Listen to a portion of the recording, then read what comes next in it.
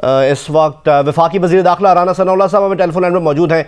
राना साहब, अभी आपने सुन लिया होगा कि MQM ने ऐलान कर दिया है, खालिद मकबूल सिद्दीकी साहब ने बाज़ाब्ता तौर पर यह ऐलान कर दिया है कि वो कराची और हैदराबाद के बल्दियाती इंतखाबात जो आज होने जा रहे हैं उसका हिस्सा नहीं बनेंगे, इसका वो बॉयकॉट कर रहे हैं और 16 तारीख से वो एहतजाज का भी ऐलान कर रहे हैं।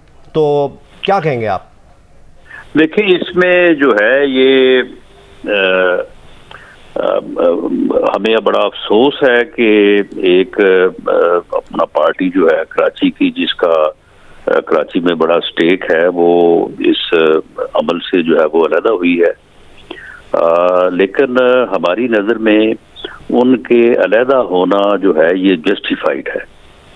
उन्होंने इस बारे में बड़ी जो है वो यानी कंसिस्टेंसी से जो है वो उन्होंने स्ट्रगल की, जदोजहद की, और पीपल्स पार्टी को, जो कि पीपल्स पार्टी पहले इस बात को तस्लीम नहीं करती थी, उन्होंने आर्गूमेंट के साथ, उन मीटिंग्स का हिस्सा हम भी रहे, उन्होंने अपना केस जो है वो पेश किया और उसे काफ़ी हद तक जो है वो पीपल्स पार्टी को भी कायल किया। और पीपल्स पार्टी के जो हमारे दोस्त हैं, मैं समझता हूँ कि ख़ास तौर पे जरदारी साहब ने जो है वो उनकी इस जायज़ बात को जो है वो तस्लीम किया और अपनी पार्टी को ये डायरेक्शन दी कि वो उनके साथ जो है वो ताबन करें।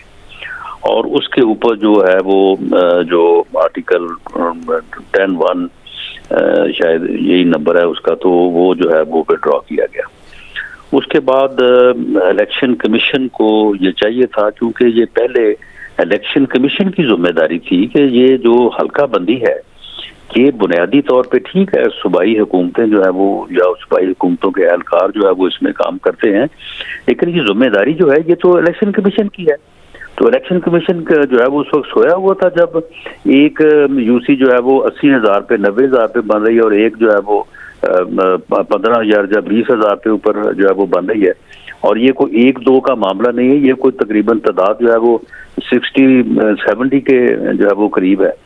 तो जब ये सूरत हाल थी तो इलेक्शन कमीशन पहले भी इस मामले में जो है वो अपनी जिम्मेदारी को पूरा नहीं कर सका। और अब भी मैं समझता हूँ कि जब सिंध हुकूमत ने इस ग्रीवेंस को रिड्रेस करने की कोशिश की, वफाकी हुकूमत ने भी इसमें जो है वो अपनी जो है वो तायद जो है वो उसको पेश किया, तो इलेक्शन कमीशन को चाहिए था कि वो बजाय इसके कि वो इस इनकी जो है वो तकारीर का और इनकी ब्लैकमेलिंग का जो दूसरी जमातें जो है वो कर रही थी उसका तसर लेते, इलेक्शन कमीशन को चाहिए था कि वो चले चंद दिन के लिए सिर्फ हल्का बंदी की हद तक और इस करेक्शन की हद तक जो ज्यादती हुई है और जिस ज्यादती को तमाम फरीक तस्लीम करते हैं, इलेक्शन कमीशन को चाहिए था कि वो जो है वो भले ये आइंदा डेट मुकर्रर कर देते और कहते कि जी ये सूरत हाल जो है इसे इमरजेंसी में आप इसकी करेक्शन करें और उसके बाद जो है वो आप इसको जो है वो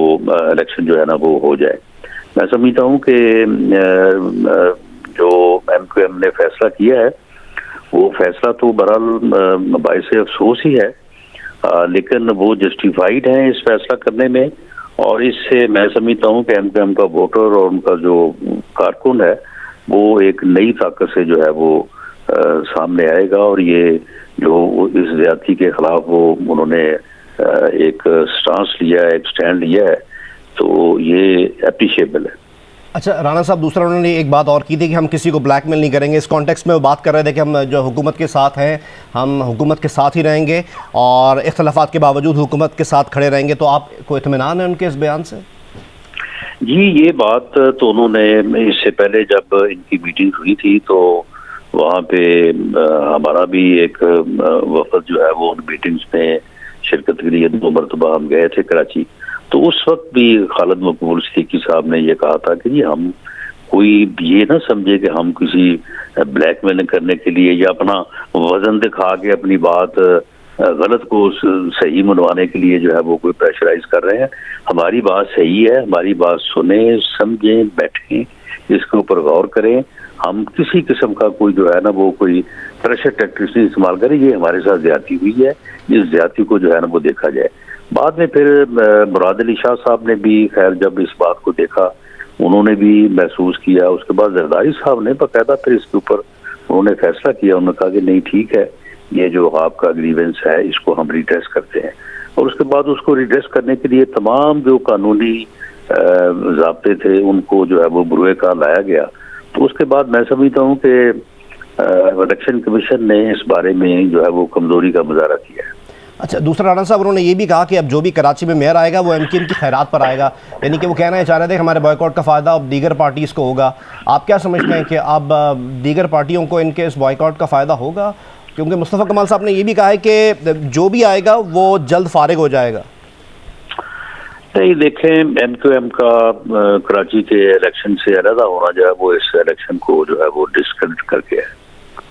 अब इस इलेक्शन की वो क्रेडिबिलिटी और वो डेमोक्रेटिक वैल्यू जो है वो नहीं रहेगी जो कि एक इलेक्शन की जो है वो होनी चाहिए। अच्छा राणा साहब, आप क्या समझते हैं, इनकी शहबाज शरीफ साहब से भी मुलाकातें होती रहीं, फिर जरदारी साहब की तरफ से भी यकीन दहानियाँ कराती रहीं, आप क्या समझते हैं क्या मसाइल थे कि आज एमक्यूएम को ऐलान करना पड़ा? देखिए, एमक्यूएम तो जो है वो शुरू दिन से ये कह रहा था वोटर लिस्टों के ऊपर उनका एतराज़ जो है वो बड़ा यानी रीजनेबल है। चले, अगर आप उसको सही या गलत का लफ्ज़ इस्तेमाल ना करें, लेकिन एक आदमी का जब मौक़िफ़ होता है तो उसकी रीजनेबिलिटी से जो है वो जज होता है। वो बड़ा रीजनेबल था। वो जो बात करते थे वो कि जी इस तरह से जो है ये जो वोटर लिस्टें हैं इनमें नकाइस हैं।